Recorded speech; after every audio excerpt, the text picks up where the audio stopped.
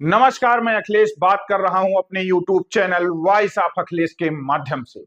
प्रधानमंत्री के घर यानी गुजरात में प्रियंका गांधी आज एकदम से प्रधानमंत्री पर फायर हो गई। यहां तक कि प्रधानमंत्री को शहंशाह तानाशाह बताने लगी। आखिर वजह क्या थी प्रियंका गांधी के मोदी पर फायर होने की? अगर आप चैनल पर नए हैं तो चैनल को सब्सक्राइब कर लीजिए। दरअसल मोदी जी अपनी हर एक रैली में राहुल गांधी को शहजादा बताया करते हैं। अपने शब्दों के माध्यम से उन्हें कमजोर साबित करने की कोशिश किया करते हैं। यह बात प्रियंका गांधी को बिल्कुल रास नहीं आ रही थी। एक चुनावी सभा को संबोधित करने के लिए प्रियंका गांधी आज गुजरात पहुंची थी और उन्होंने मौका न गंवाते हुए प्रधानमंत्री पर हमला बोल दिया। हमला करते हुए प्रियंका गांधी मोदी को शहंशाह बताने लगी। प्रियंका गांधी प्रधानमंत्री नरेंद्र मोदी से कहती हैं, मेरे भाई को शहजादा बोलना बंद कर दीजिए। मेरा भाई जिसने लोगों के सुख दुख को जानने समझने के लिए 4000 किलोमीटर की पैदल यात्रा किया हो, वह शहजादा कैसे हो सकता है? वह तो लोगों तक पहुंचकर उनसे जुड़कर उनकी समस्याओं को जाना है, उनके दर्द को समझा है, वह उनके बीच का ही है। तो आप उसको शहजादा कैसे बुला सकते हैं? आप उसको कमजोर कैसे साबित कर सकते हैं? प्रधानमंत्री आज की तारीख में सिर्फ जी हजूरी करने वाले लोगों से घिरे हुए हैं। प्रियंका गांधी वाड्रा कहती हैं, मेरे भाई को शहजादा बोलने वाले प्रधानमंत्री आज खुद शहंशाह बन चुके हैं। प्रधानमंत्री के गढ़ गुजरात में प्रियंका ने उन्हें ललकारते हुए कड़े शब्दों में एक एक मुद्दों पर अपनी बात रखी है। सबसे पहले आप सुनिए शहजादा बनाम शहंशाह पर किस तरह से प्रियंका गांधी ने प्रधानमंत्री को कटघरे में खड़ा किया है। वो मेरे भाई को शहजादा बोलते हैं। मैं उनको बताना चाहती हूँ, ये शहजादे 4000 किलोमीटर पैदल चले हैं। कन्याकुमारी से कश्मीर तक आपकी समस्याओं को सुनने के लिए चले हैं। मेरी बहनों से मिले हैं, मेरे भाइयों से मिले हैं, किसानों से मिले हैं, मजदूरों से मिले हैं और सबसे प्यार से मिलकर पूछा है कि तुम्हारे दिल में क्या मुश्किलें हैं, तुम्हारे जीवन में क्या समस्याएं हैं, उनको हम हल कैसे कर सकते हैं। और एक तरफ आपके शहंशाह नरेंद्र मोदी जी महलों में रहते हैं। आपने कभी टीवी पे उनका चेहरा देखा है? एकदम साफ सुथरा सफेद कुर्ता, एक दाग नहीं है धूल का,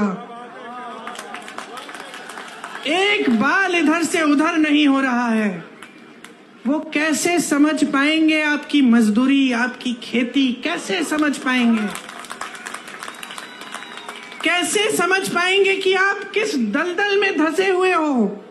किसानों के लिए नीति बनाते हैं, किसान आंदोलन करता है। लाखों किसान 4 किलोमीटर दूर उनके घर से बैठते हैं, आंदोलन करते हैं। महीनों के लिए उनकी बिजली काटी जाती है, पानी काटा जाता है, 600 शहीद होते हैं किसान, लेकिन वो 4 किलोमीटर दूर चल के हमारे प्रधानमंत्री उनसे मिलने के लिए नहीं आते हैं। जब उनको पता चलता है कि चुनाव आ रहा है और ये किसान आंदोलन कर रहे हैं, हमें वोट नहीं मिलेगा, तब चुनाव के 2 महीने पहले वो कानून बदल देते हैं। ये है उनकी कार्यशैली। दरअसल शहजादा शब्द प्रधानमंत्री नरेंद्र मोदी का पसंदीदा शब्द बन चुका है। आज की डेट में पहले तो इस शब्द का इस्तेमाल प्रधानमंत्री राहुल गांधी के लिए ही किया करते थे, लेकिन आज वह यह शब्द तेजस्वी यादव के लिए भी करने लगे।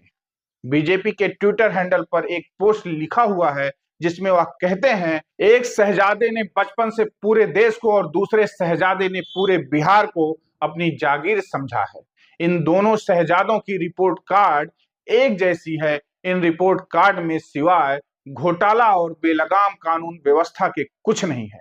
प्रियंका गांधी यहां पर भी पलटवार करते हुए कहती हैं, प्रधानमंत्री एक बात समझ लें, आज की तारीख में जो हकीकत जनता को बताई जा रही है वह हकीकत से कोसों दूर है, क्योंकि देश के मीडिया पर खरबपतियों का कब्जा है और यह वह खरबपति हैं जो प्रधानमंत्री नरेंद्र मोदी के सामने नतमस्तक हैं। वह अपनी इस बात के समर्थन के लिए गांधीनगर का जिक्र करती हैं। गांधीनगर के कांग्रेस प्रत्याशी का जिस तरह से पर्चा खारिज कराया गया और निर्दलीय प्रत्याशियों को पर्चा उठाने के लिए दबाव बनाया गया, उनको प्रताड़ित किया गया, वह एक बहुत ही बड़ी खबर है। लेकिन किसी मीडिया ने इसका जिक्र तक नहीं किया। प्रियंका गांधी मीडिया के लिए क्या कहती हैं, आइए सुनते हैं। एक सच्चाई आपको टीवी पे दिखती है, वो सच्चाई जो आपको दिखा रही है ना, ये समझ लो सारे टीवी के चैनल आज बड़े बड़े खरबपतियों के हैं, तो आपको अपनी सच्चाई नहीं दिखाएंगे। आपने कितने प्रोग्राम देखे हैं इस चुनाव के दौरान जहां कोई पत्रकार दुकान में जा रहा है और कह रहा है कि भाई आज टमाटर का दाम देखो, कि देखो कितनी महंगी है ये तेल, या ये गैस सिलेंडर कितना बढ़ चुका है, क्या लोग गुजारा कर पाएंगे? ये आप नहीं देखते किसी चैनल पे। किसी चैनल पे आप ये नहीं देखेंगे कि 70 करोड़ लोग इस देश में बेरोजगार हैं मोदी जी के राज में। ये बात, इस पे कोई रिपोर्ट नहीं देखेंगे। आप देखेंगे कि मोदी जी कौन से कपड़े पहनते हैं, मोदी जी किस प्रधानमंत्री से मिल रहे हैं, किस तरीके के आम खाते हैं, ये देखेंगे आप। क्योंकि आज मीडिया भी झुक गई है, सारे चैनल भी झुक गए हैं। पत्रकार एक समय में सवाल उठाता था, मुझे याद है मेरे पिताजी के समय में एक अखबार रोज 10 सवाल छापता था, प्रधानमंत्री से सवाल है ये। आपको याद होगा कैसे आक्रमण होती थी मीडिया, कोई घबराता नहीं था। नेता कहता था ठीक है सवाल पूछो, जवाब देंगे। आज तो नेता इतने घबरा गए हैं ये कि जब इनका चुनाव आ रहा है तो इनके सामने जो प्रत्याशी खड़े हैं उनको घूस देके उनको बिठा रहे हैं। प्रियंका गांधी यही नहीं रुकती हैं। प्रियंका गांधी कहती हैं प्रधानमंत्री सिर्फ झूठ बोल रहे हैं। आज की तारीख में प्रधानमंत्री का यह हाल हो गया है कि वह अब भैंसों के संदर्भ में बात करने लग गए हैं। प्रधानमंत्री कहते हैं कांग्रेस अगर सत्ता में आ गई तो आपकी भैंस छीन लेगी। दोस्तों, इससे वाहियात राजनीतिक संवाद और क्या हो सकता है। प्रियंका गांधी कहती हैं 55 सालों से कांग्रेस की सरकार रही है, कांग्रेस ने क्या कभी किसी की भैंस चुराई, क्या किसी का मंगलसूत्र चुराया, गहने चुराए? प्रियंका गांधी लोगों से सवाल पूछती हैं। प्रियंका गांधी का कहना है चुनाव मुद्दों पर लड़ा जाना चाहिए, लेकिन प्रधानमंत्री मुद्दे पर कहां टिक रहे हैं? क्या प्रधानमंत्री इस बात का जवाब दे सकते हैं कि पिछले 10 सालों में आपने क्या काम किया? क्या प्रधानमंत्री अपने 10 सालों का हिसाब जनता को दे सकते हैं? क्या प्रधानमंत्री अपने 10 सालों की खूबी जनता को बता सकते हैं, या सिर्फ अपने इस तीसरे चुनाव में भी कांग्रेस के नाम पर ही वोट मांगते रहेंगे, आपको बेवकूफ बनाते रहेंगे? सुनिए क्या कहती हैं प्रियंका गांधी, कैसे मांग रही है मोदी से उनके 10 सालों का हिसाब। कहते हैं कि कांग्रेस ने 70 सालों में क्या किया। मैं इनसे पूछना चाहती हूँ 10 सालों में आपने क्या किया? हमने IIM बनाए, IIT बनाए, एम्स बनाए, HAL बनाया, BHEL बनाया। आप नाम लीजिए, कांग्रेस ने बनवाया। भाखरा नंगल डैम बनवाया, आपका अमूल बनाया। इन्होंने क्या बनाया? इन्होंने क्या बनाया? फूट फैलाई लोगों के बीच में, नफरत का बीज बो दिया, क्योंकि उस नफरत के बीज से उन्हीं की सत्ता बढ़ेगी। आपसे जब आते हैं चुनाव के समय आपसे बात करने के लिए, तो क्या बातें करते हैं? आए थे अभी 2-3 दिन पहले, मैंने सुना उनका भाषण। चुनाव है हिंदुस्तान में, बात हो रही है पाकिस्तान की।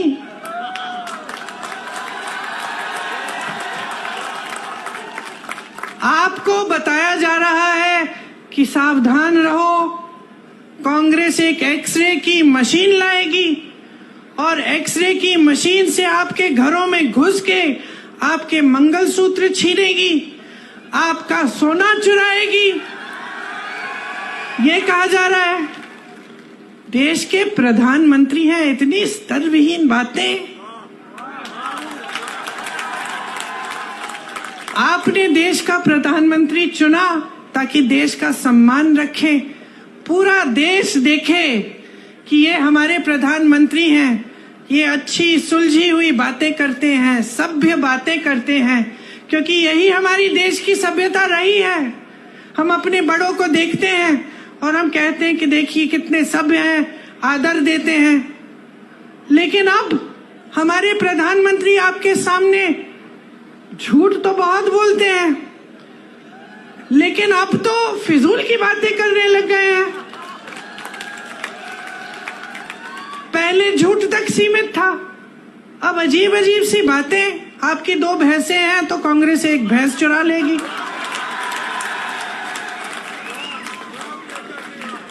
पचपन सालों से कांग्रेस की सरकार रही है इस देश में। जरा बताइए किसकी भैंस चुराई हमने? किसी की गहने चुराए? किसी के मंगलसूत्र पे आंच आने दी?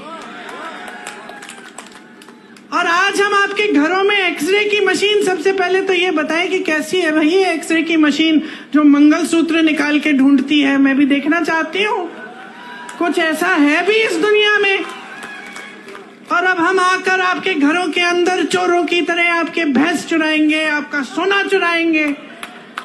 क्यों? क्योंकि उनका वो पुराना जो रट है वो चल नहीं रहा है। क्योंकि आज इस देश की जनता जाग रही है, क्योंकि आज इस देश की जनता कह रही है कि मेरे मंच पे आओगे तो मेरी काम की बात करो।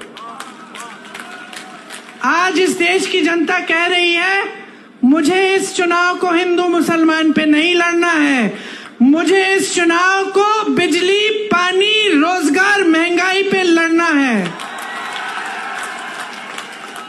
आज इस देश की जनता कह रही है कि बहुत हो गया मोदी जी, बहुत हो गया, बहुत देख लिया आपकी नौटंकी, बहुत सुन लिया आपके भाषण, लेकिन आपके भाषणों में एक लफ्ज हमारे लिए नहीं रहा। आज देश की जनता कह रही है कि मोदी जी हमें बताइए, 10 साल से हमने आपको पूरी सत्ता दी, उस सत्ता का क्या किया आपने? क्या आपने हमारे जीवन में आप तरक्की लाए कि नहीं लाए? अगर वीडियो पसंद आया तो वीडियो को लाइक करें, शेयर करें, चैनल को सब्सक्राइब करें, बेल आइकन को दबाना ना भूलें। धन्यवाद, मिलते हैं अगले वीडियो में।